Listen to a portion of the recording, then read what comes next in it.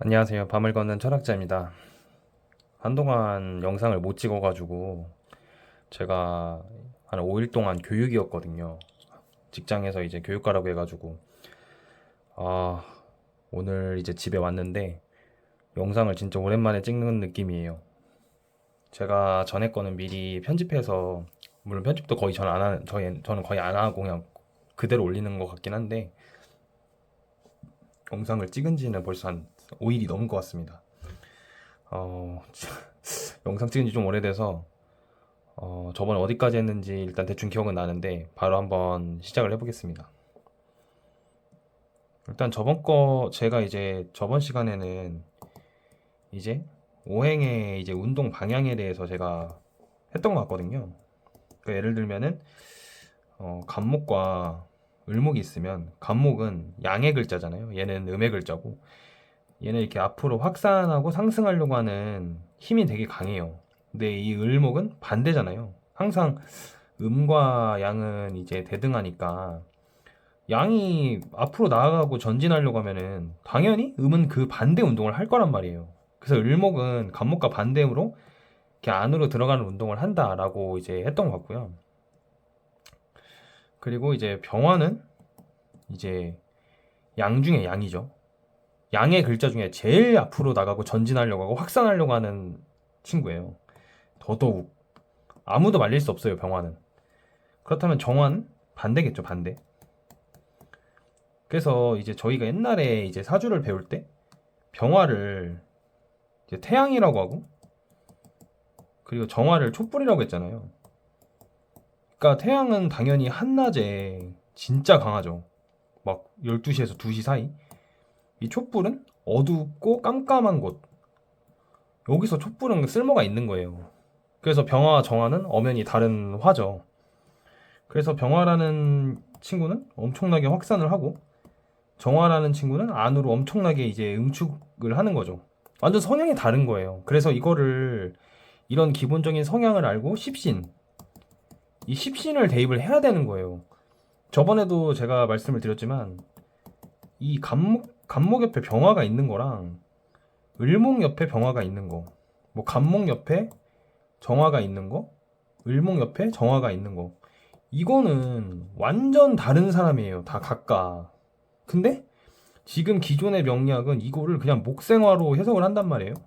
목이 화를 생한다. 이런 게 오류일 수밖에 없어요, 오류. 이거 다 오행으로 접근을 하니까 그냥 장작이 불을 더 돋군다.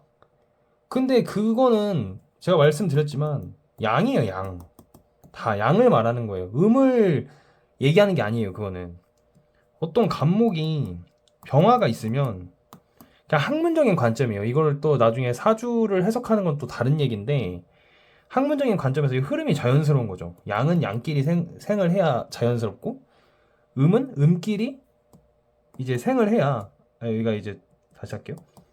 간목과 병화 자연스럽죠. 양은 양끼리 생을 하니까. 그리고 을목과 정화 음은 음끼리 생을 하니까 이 흐름이 자연스러운 거예요. 흐름. 왜냐하면 이 간목이라는 친구는 호기심이 왕성한 친구예요. 앞으로 나아가려고 하는 성향이 있는데 이 친구의 식상이라는 재능, 이 병화가 더 확산 상승하려고 하니까 이 친구의 재능을 더 펼칠 수 있는 거예요. 병화라는 친구를 통해서. 근데 을목은 아니에요. 을목은 소심한 친구예요. 이 친구는 조심스럽고 뭐 이게 화려하고 폼나는 것보다는 실속을 되게 중요시하는 친구란 말이에요. 이렇게 내성적이고 안으로 들어가는 친구인데 이 친구가 만약에 병화를 만나요. 이 병화는 앞으로 나아가고 전진하고 나는 무조건 성장하고 싶고 화려하고 막 좀 가오 좀 입고 싶고 막 그런 친구인데 완전 운동 방향이 지금 반대잖아요. 그러면은 을목 입장에서 병화는 부담스러운 거란 말이에요. 근데 이런 구분을 하지 않고 뭐 그냥 간목 을목 막 구분 없이 목생화 도대체 어떤 목이 어떤 화를 생하는지를 이 구별을 안 한단 말이에요. 완전 다른 얘기인데, 다른 사람인데 완전. 그래서 뭐 다른 것도 마찬가지예요. 뭐 예를 들면은 임수가 있는데 옆에 간목이 있을 때랑 임수가 있는데 옆에 을목이 있을 때 이것도 구별 없이 다 수생목이라고 하잖아요. 이게 잘못된 접근이다라는 거예요. 완전 다른 사람이에요, 둘은. 근데 이제 이거를 학문적인 관점과 이제 사주를 해석할 때는 또 이제 다른 얘기죠. 그러니까 좋고 나쁜 거는 사실 이런 건 없어요. 좋고 나쁘다. 이게 되게 애매한 거예요. 좋고 나쁘다? 뭐 그런 거 있잖아요. 옛날에 뭐 임수가 있으면 뭐 옆에 뭐 병화가 있고 신금이 있으면 되게 좋다. 뭐 이거를 막 광활한 바다가 있는데 위에 태양이 떠가지고 뭐 빛이 난다. 뭐 이런 식으로 이게 말도 안 되는 거죠. 이런 거는. 이런 게 끼워 맞추기식이고 사실 나중에 제가 뭐 대운과 세운에 대해서도 또 드릴 게 엄청 많은데 여기서도 하겠지만 원국이 아무리 뭐 구조가 좋고 뭐 오행이 골고루 있고 막 이런 거가 있어도 결국에는 그거를 잘 쓰냐 못 쓰냐를 결정한 거는 대운과 세운이지 원국에 뭐 병화 임수가 있고 병화가 있고 뭐 아까처럼 신금이 있고 이런 거는 의미가 없다는 거예요. 이게 있으면 뭐예요? 이거를 쓸 수 있는 운이 와야 되는데 어? 그래서 제가 또 다시 해볼게요. 그리고 예를 들면은 또 무토도 화토동법 앞에서 막 했지만 무토랑 기토도 뭐 무토 옆에 이건 양이잖아요. 이건 음이고 뭐 토생 금이다. 그러면은 이 친구는 옆에 이 경금이 있어야 자연스러운 거예요. 이 친구는 신금이 있어야 자연스러운 거고. 죄송합니다. 왜냐면 앞에서 배웠죠. 무토는 양의 운동을 이제 음의 운동으로 바꿔주는 거고 이 음을 시작하는 게 경금이잖아요. 그래서 무토 옆에 경금이 있어야 자연스러운 거고 기토 옆에 신금이 있어야 그러니까 기토는 또 음의 운동을 양으로 바꿔주는 거죠. 그래서 이 신금에서 이제 양으로 넘어가는 그런 거를 이제 제일 이제 토생금으로 기토가 신금을 봐야 자연스럽고 무토가 경금을 봐야 자연스러운 거란 말이에요. 그러니까 항상 이 흐름은 자연스러워야 좋아요. 자연스러워야. 근데 물론 예를 들면 뭐 아까처럼 간목 옆에 병화가 있고 뭐 개수가 있고 뭐 아까도 임수 옆에 뭐 을목이 있고 정화가 있고 뭐 이렇게 양은 양끼리 음은 음끼리 있는 사주 구조를 가지고 있으면 얼마나 자연스럽겠어요 그 흐름이. 근데 그런 사람이 거의 드물잖아요. 다 섞여 있잖아요. 뭐 을목인데 병화가 있고 뭐 임수가 있을 수도 있는 거고 뭐 병화로 태어났는데 뭐 이 사람은 뭐 신금 뭐 옆에 이 사람도 뭐 임수가 있을 수 있고 그쵸? 뭐 아니면 여기 뭐 을목이 있을 수도 있는 거고요. 이런 식으로 뒤죽박죽이란 말이에요. 사람들의 사주는 막 한쪽으로 치우쳐져 있고 뭐 그런 건 있을 수 있는데 막 생각보다 양은 양끼리 음은 음끼리 이렇게 돼 있는 사람들이 드물단 말이에요. 그런데 걱정할 게 없는 게 생각할 필요가 없는 게 결국 이런 거 중요하지 않다. 대운과 세운이 중요하다 결국에는. 예. 계속 얘기가 빠지는데 그리고 임수라는 친구는 완전 응축하강하죠. 응축하강. 왜냐면 이 친구를 떠올리면 병화를 같이 떠오르면 되죠. 임수랑 병화는 이게 막 그러잖아요. 임수 옆에 병화가 있으면 좋다. 이 좋고 나쁘다를 자꾸 이분법적으로 따질 필요가 없고 따져서도 안 돼요. 사주에 좋고 나쁘고 그렇게 접근하면 한도 끝도 없는 거예요. 임수 옆에 병화가 있으면 이거는 그러니까 학문적 관점에선 부자연스러운 거예요. 흐름이. 왜냐? 임수는 완전 응축이에요. 응축. 완전 내성적 끝판왕. 안으로 숨고 싶고 완전 실속파예요. 임수는 나대고 싶지 않고. 근데 그 안에 이제 내면은 또 다르죠. 근데 병화는 아니에요. 병화는 완전 임수와 정반대에 있죠. 병화는 화려하고 폼나고 가오 있고 나서고 나대고 대장이고 싶잖아요. 병화는 그게 티가 나죠. 그리고 완전 전진하려고 하는 친구고 이거 완전 반대인 게 임수예요. 그래서 천간에 만약에 임수와 병화가 같이 있는 사람은 내면적 갈등이 많은 거예요. 이렇게도 하고 싶고 이렇게도 하고 싶고 끝 완전 양끝을 달리는 거예요. 그러니까 이런 사람이 이제 그릇도 크죠. 보통 그렇게 말을 하죠. 근데 결국엔 이런 거를 정하는 것도 대운이다. 예를 들면 임수랑 병화가 같이 있어요. 이렇게. 근데 대운이 뭐 해자축으로 온다. 그러면은 임수를 쓰는 거예요. 더 강한 거. 뭐 예를 들면 뭐 이제 사오미가 온다. 대운이. 뭐 세운도 마찬가지예요. 그러면은 이걸 쓰는 거예요. 병화를. 그러니까 솔직히 사주 원국은 그렇게 중요하지 않아요. 그냥 그 사람이 어떠한 그릇이고 어떠한 성향을 가지고 있는지는 알 수 있는데 사주 원국 가지고 알 수 있는 건 없어요.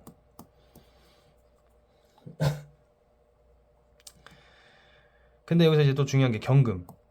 경금을 빼먹었네요. 경금은 근데 이 경금과 임수가 되게 중요한 게 항상 음이 어려운 거예요.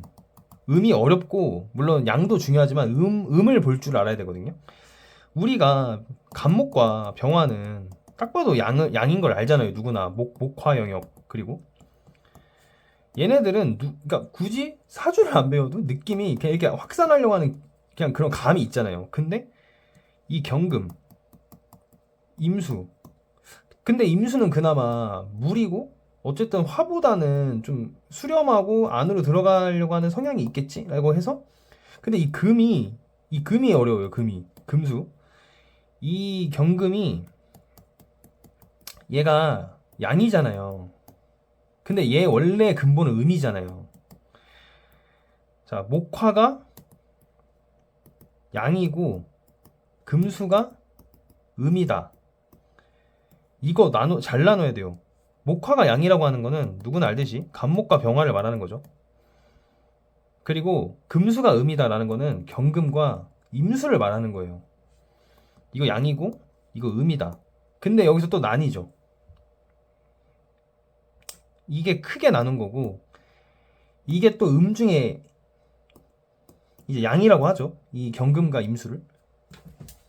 죄송합니다.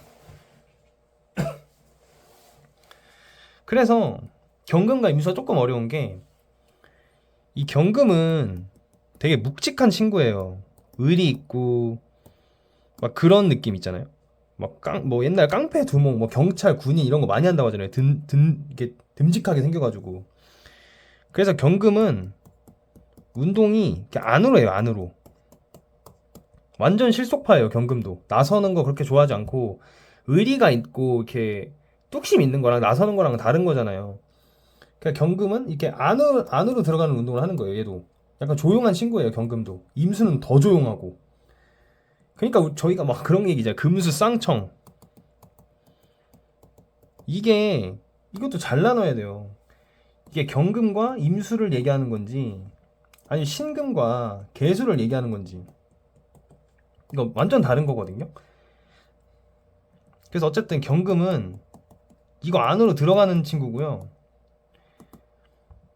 왜냐면 음의 대장이거든요. 경금과 이제 임수가. 그리고 그럼 거꾸로 이 신금 있죠. 얘는 밖으로 나가려고 하겠죠.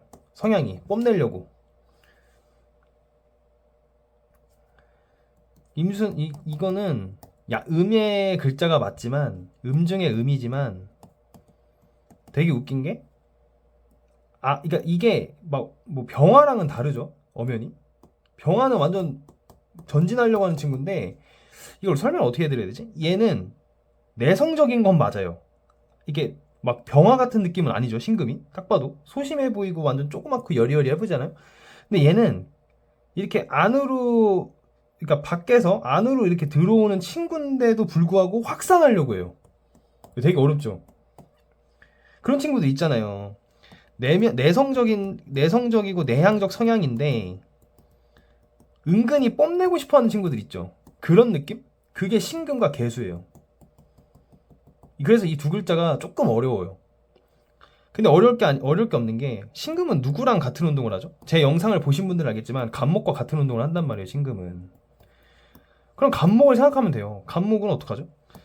간목은 앞으로 전진하려고 하고 확산하려고 하죠. 그럼 신금도 마찬가지예요. 근데 다만 이 간목은 이 안에서 밖으로 나가는 운동을 하죠. 이렇게. 얘는 양이니까 태생이. 근데 얘는 음이잖아요. 그러니까 신금은 안으로 들어오면서 뽐내고 싶어하는 친구예요. 그러니까 안으로 들어오는데 이 안으로 막 확산하려고 하는 친구예요. 그래서 신금이 어렵고 신금이 천간에 있는 사람을 만나면 어려운 거예요. 파악이 안 되는 거예요. 뭔가 이 찝찝한 느낌. 예. 일단은 어제는 이게 저번 영상은 간목과 병화까지 했었고 오늘은 이제 임수, 경금, 뭐 신금, 개수 조금만 봤는데 다음 영상에는 조금 더 추가적인 설명을 더 드리고 다른 주제로 영상 한번 찍어보도록 하겠습니다. 예, 지금까지 밤을 걷는 철학주였습니다. 감사합니다.